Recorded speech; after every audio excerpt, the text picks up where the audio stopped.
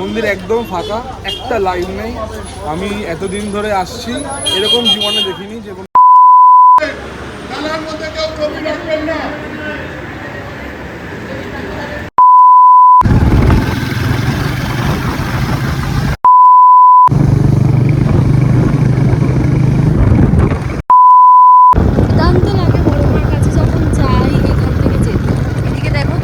একটা ডালা নিয়ে নেব।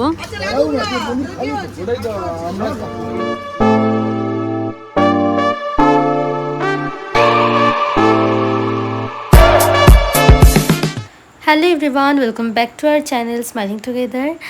আজকে হলো অক্ষয় তৃতীয়া, তো সেই কারণে সকালবেলায় যাচ্ছি আমরা বড়মার কাছে পুজো দিতে। চলো বড়মার মন্দিরে যাওয়া যাক।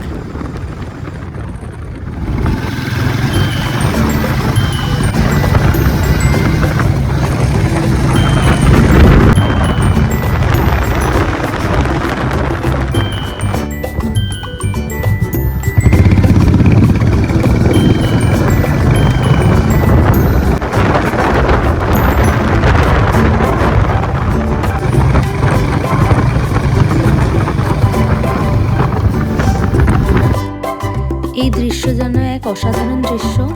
দুই দিকে পুরো ধানের জমি, আর তার বুক চিরে চলে গেছে আমাদের নৈহাটি রোড। তো এই রোডের দুই দিকে প্রচুর ক্যাফে রয়েছে, আর প্রত্যেকটা ক্যাফে অসম্ভব সুন্দর। সন্ধেবেলা হলেই তো এখানে প্রচণ্ড ভিড় হয়। এই দেখো এইদিকে কত সুন্দর একটা ক্যাফে চলে যাচ্ছে। বড়মার মন্দিরে যাওয়ার পথে যে এই দৃশ্যটা দেখতে দেখতে সকালবেলা যাওয়ার কিন্তু আনন্দই একটা আলাদা। আমার তো অসম্ভব ভালো লাগে। তোমাদেরও যাদের যাদের ভালো লাগে প্লিজ কমেন্টে জানিও। আমাদের বাড়ি যেহেতু অশোকনগর, সেই কারণে নৈহাটি রোড ধরে সাহেব কলোনি হয়ে আমরা বড়মার মন্দিরে যাই।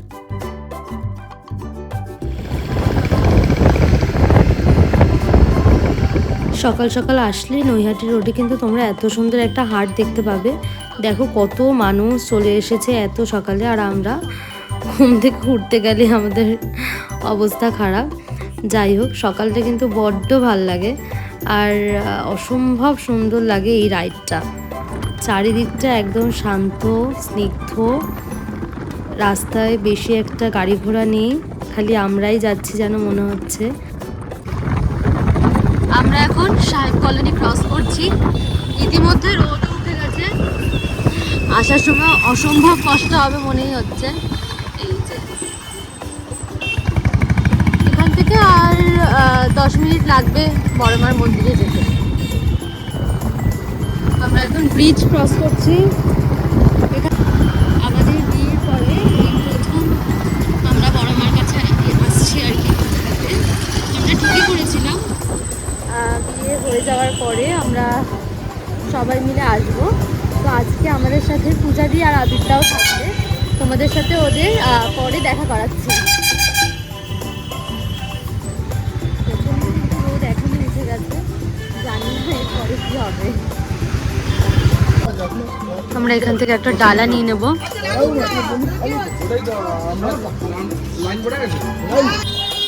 8টার থেকে খোলে না, 7টা থেকে দেখেছো জান? মঙ্গলবার শনিবার। আচ্ছা,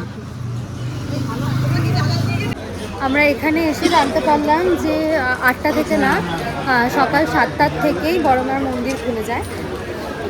এই দেখো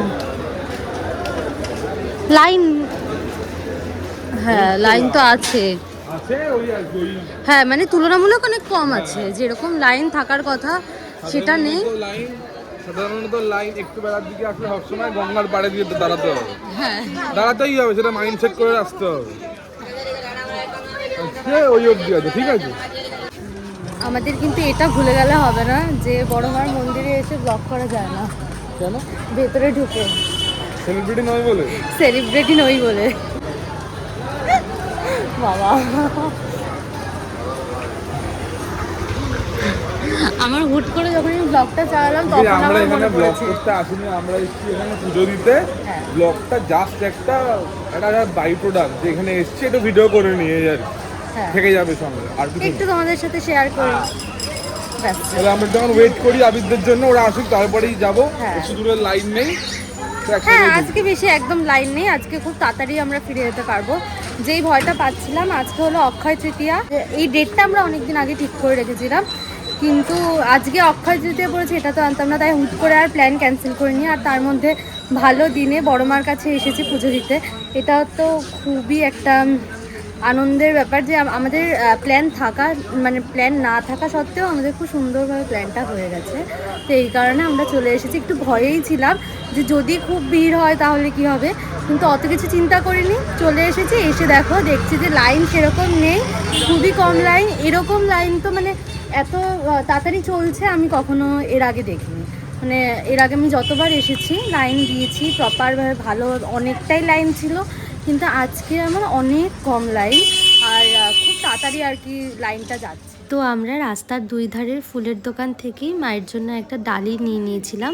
এখানে কিন্তু জবা ফুলের মালাগুলো একদম ফ্রেশ ছিল। তোমরা দেখো কি সুন্দর মায়ের সব ছবি, তোমরা চাইলেই গিফটিং পারপাস বা বাড়ির জন্য তোমরা কিন্তু অনেক ছবি এখান থেকে নিয়ে যেতে পারো। ঠিক আছে, আমরা ডালা নিয়ে নিয়েছি, এবারে খালি ভেতরে ঢোকার অপেক্ষায়। আবিররা আসুক, একবার যাবো। মন্দির একদম ফাঁকা, একটা লাইন নেই। আমি এতদিন ধরে আসছি, এরকম জীবনে দেখিনি যে কোনো লাইন পাইনি। প্রত্যেকবার এসছি আমরা, গঙ্গার পাড়ে লাইন দিয়েছি, 1 ঘন্টা দাঁড়িয়েছি, ঢুকেছি।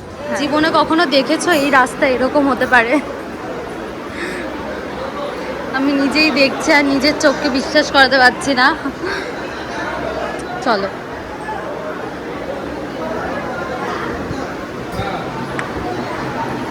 চলে এসেছে আবিরদার পূজা দি।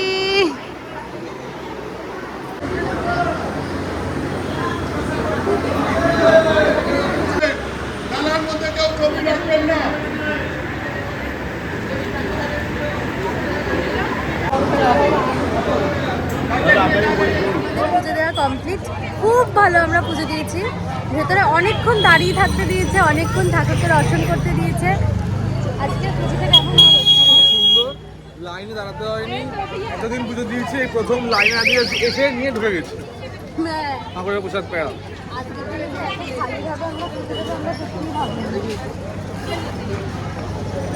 চলো এখন আমরা একটু কিছু পেট পুজো করে দেন রওনা দেবো বাড়ির পথে, কারণ অসম্ভব রোদ উঠবে আর একটু পরেই, তাই যত তাড়াতাড়ি বাড়িতে চলে যাওয়া যায় তত তাড়াতাড়ি চলে। চলো, এখানে সকালের জল খাবারের নান একটা তরকারি ফরকারি দিয়েছে। এটা তো আমরা বড় মার কাছে পুজোতে আসলে যাওয়ার পথে এগুলো খাবো, এটা তো হবেই। এটা আরেকটা 1 প্লেট কচুরি অর্ডার দেওয়া হয়েছে।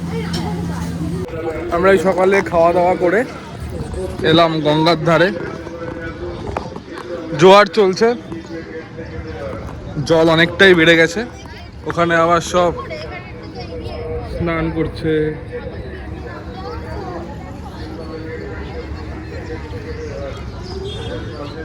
তো এখন ঘড়িতে বাজে 8:27 আর আমরা বেরিয়ে যাচ্ছি বাড়ির উদ্দেশ্যে।